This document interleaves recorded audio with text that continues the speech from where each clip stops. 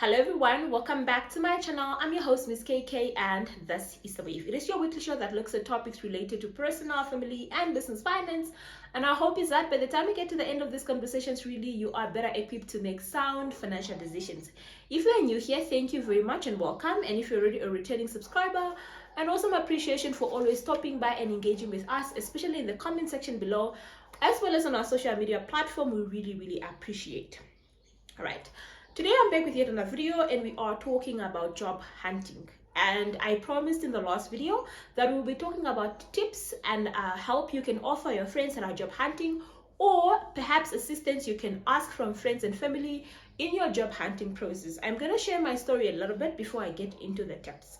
So personally, I'm a chartered accountant by profession and I work as a senior audit manager at Ernst & Young, and I've been in that profession for the last 8 years. So sometimes towards the end of the second half of last year, I started feeling like I need a career change. There were obviously various factors contributing to that, and I promised myself around about June there that if a good opportunity comes up, I will apply for it, but I won't be actively looking for the job. So the first, maybe from June to July, August, I wasn't really actively in the job market, but I was looking out for job offers.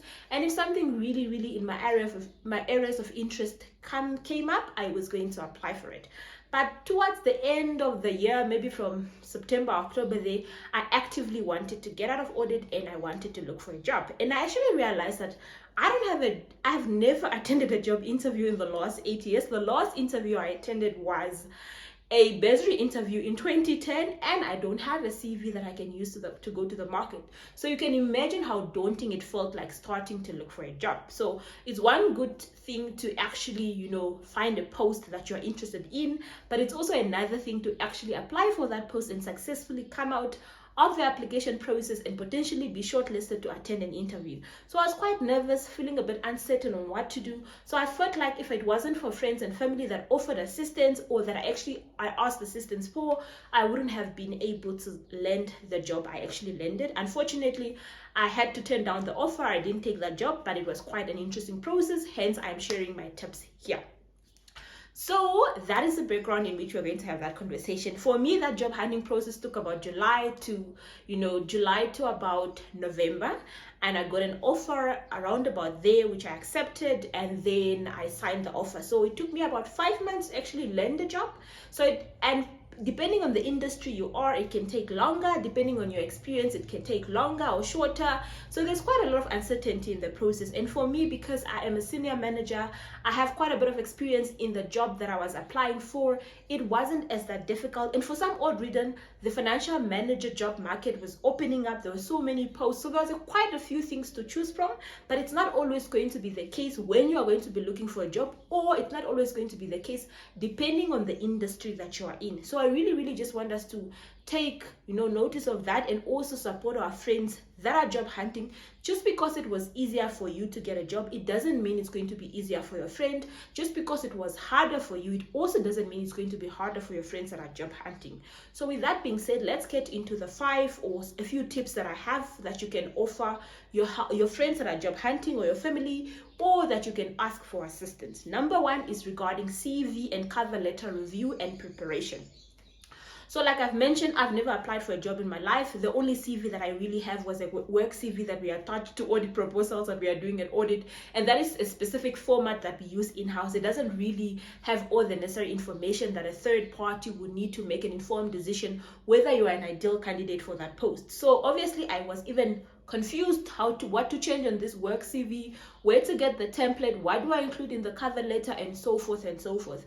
And luckily my one friend has just left audit, and she had obviously gone through that process, so she offered to review my cover letter and my CV, and she made changes on it. She literally printed it out, reviewed, and I was so surprised at how many spelling mistakes I had, how many grammar errors I had in my cover letters and my CV, how many other critical information I missed, how many other unnecessary information I had in the CV. If you're in a position to review someone else's CV or to help them write a cover letter, please do so, because it's really going to make an impression. Because if you are submitting a CV that is full of grammar errors, that is full of typos, that is missing critical information, you are jeopardizing your chances of getting the job.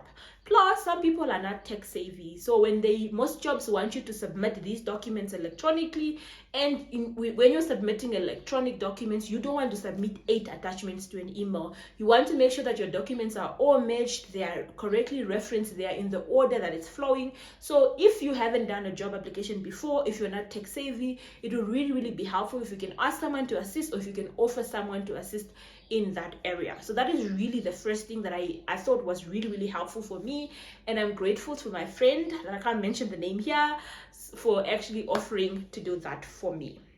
Number 2, the one thing that I really thought it was really cool for me that a friend did for me was refer me to Lisa, the job finder coach. I'll leave her details there. She's really, really awesome, and she's too serious. So my friend told me she had actually gone through a few job interviews, and the first 2 job interviews that she went, she felt like she was not confident, she wasn't prepared for the questions. But after she had a session with Lisa, she was confident about her interview skills and how she was answering the questions.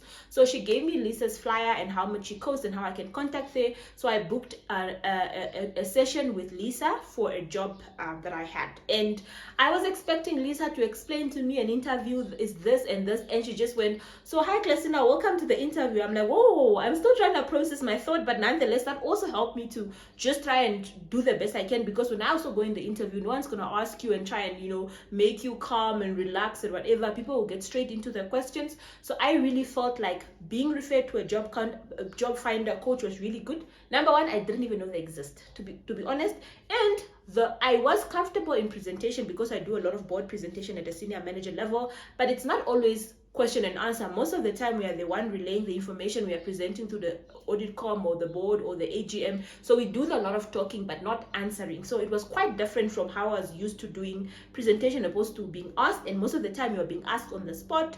Your mind needs to think on the spot, and you need to show some confidence in terms of every time I film, I promise you there's a plane flying over, but nonetheless. So when you actually answer your questions, you need to be making sure that you're listening to yourself, you're making sense, but also at the same time you are showing confidence that you know what you're talking about. So job finder coach, if you can refer a friend, do. If you can pay for a friend, please do, especially if it's an unemployed friend looking for a job, because it's really, really difficult for our friends that are job hunting that don't have, or families that are job hunting that don't have the means to actually even attend these job interview, let alone pay a job finder coach. Number 3 is post reference or explanation. So in this job market, I've been in audit for the last 7-8 years, and obviously going out of audit, I was unsure what job to look out for. There were certain jobs that I knew I don't want to be like. I didn't want a typical FM job. So, and most of the jobs that were opening were financial manager jobs, and it wasn't really something I was keen to do. So then there are other posts that looked like I qualified. They were looking for a CA, but some of them looked a bit too operational. So another friend of mine, actually, when she heard I'm in the job market, she said, "There's this really cool post. I know the job description doesn't look like it's something you might be able to do, but if I explain to you what it means, you might actually realize you are capable of doing the job." And so a friend had to explain to me what the job description entail, and she had to explain to me, that sometimes the title of the job doesn't necessarily mean doesn't necessarily give a detailed explanation of what you're going to do, but if you look at key responsibility of who you are going to report to, it might actually give you an indication. So yes, if you are already on the other side of the market, especially if you are doing something similar, you might be familiar with the type of work that people that are in that space do, so you could be in a better position to advise someone or to give insight to that person regarding that position. Most importantly, also, just if you are in the job market, tell your friends so that they can forward for you, links that they are getting from LinkedIn, Google Alerts, newspaper articles, vacancy social pages, so that they can forward to you, because you won't always be on all this platform to get all this information. But if people are aware, they can then bring it to attention, so you can sift out which ones you are going to be applying for. Another thing that I really, really was grateful for is I found a position at a company that my friend was working. So I was able to reach out to my friend to just ask about the culture at that company. Because remember, in as much as it's important for you to get the job you want, you also want it in a culture that is going to be supportive. Because most of the time you are trying to leave your current job because you probably want to earn more money. You think your current work environment is not supportive. Sometimes you might even think that it's toxic. So you also don't want to leave another toxic working environment to go in a toxic environment, or even worse than where you're coming from. So it's always good to do this background check. So if you know someone that works at that particular company, they may not work in the department that you're going to work, but it would be good to just ask in general, how is the environment there? How do people speak to each other? What is the reporting line? Is it an open door policy? Is it a strictly you come to my office after appointment, and all of that? So it was really great for me to get insight so that I can get comfort that I'm not wasting my time, or I'm not making a decision trying to look for a job at that particular company. And most importantly is references on CV. This is something that I don't take for granted, but I really feel like I've been a blessing to a lot of people. Remember I said that I've been in audit for 8 years, so I'm currently a senior manager, so that means I have a lot of trainees that work under me, and most trainees left during my tenure. And I've actually realized that some companies really make it difficult for people that don't have good references on their CV to even make it to the interview. The worst one I've seen was one of the trainees that left put me on her CV as a reference. Then she applied for a job, and the HR from that particular company that she applied a job for sent me a 3-pager document at 1 o'clock, and they wanted it back by close of business. And I'm like, this email is landing in my inbox. I have other responsibilities that I need to attend to, and yet you want me to fill in a 3-pager to support someone that potentially is a candidate for the job. So depending on whether you have a good relationship with this person or not, you may decide, I'm going to sacrifice the time and work in the hour later. So in this particular case, I ended up asking them for an extension if I can submit, if they can find it in their inbox at 8 o'clock the next day, so I can do it after 5, because I really had a lot on my plate that day. But I realized that sometimes references are very important, because the questions that they ask, sometimes it feels like you're the one going for the interview. They'll ask you about the person's weakness. They'll ask you whether it's a good person to hire. They'll ask you whether you hire that person back. They'll ask you so many other questions. So if you're in a position to be a reference to someone, especially people you've worked with, please put in a good word for that person, especially if the person is capable. I'm not saying go lie about your applicants or whatever, but put in a good word and put in effort in answering those questions, because they really sometimes consider those references in deciding who to shortlist or not, or who to take. And obviously, when it was now my turn to apply for the job, I also had to approach a few people that I worked with to act as reference, and I was really also grateful that they agreed. The worst is you can't put someone as reference that you haven't told, because these calls come randomly, like I've mentioned. Sometimes they require time that you don't have. So at least if you inform that person up front, they will let you know.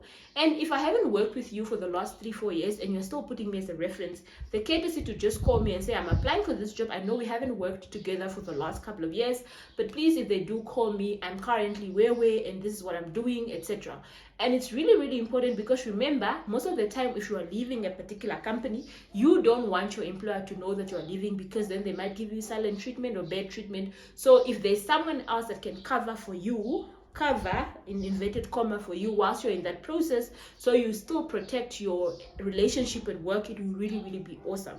So that is just the one thing that I think I've been a blessing to other people, and other people have been a blessing to me in my job hunting process.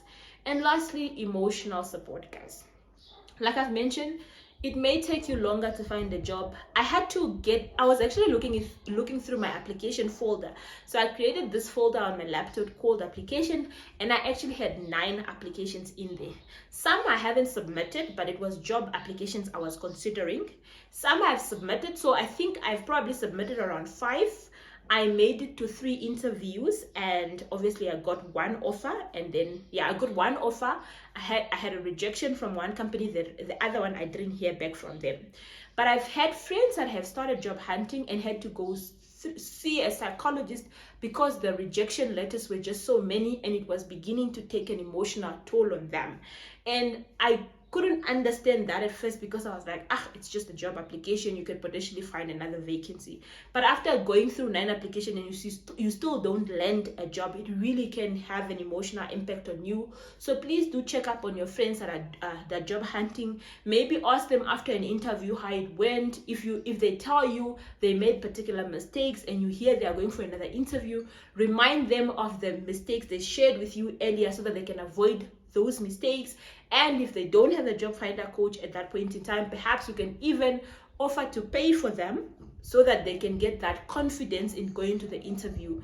So these really, I think, are my top tips or help that you can give your friends, or you can ask from people when you are job hunting, because it will make or break your journey. The confidence you give off in an interview can really have a big contributing factor in you being awarded the job. And most importantly, it will make you be at peace that if you don't get this job, there will be another opportunity, and someday your time will come and you will land yourself the dream job. So this is all I had from today's video, and thank you very much for stopping by. I always appreciate. Please don't forget to like, subscribe, and comment below, and also let us know what's the common tip that you have for people that are job hunting, and also what help have you offered someone, or has someone offered you in your job hunting process that you think contributed to the success of your applications or you landing your dream job. Until next time, it is goodbye, and please keep safe.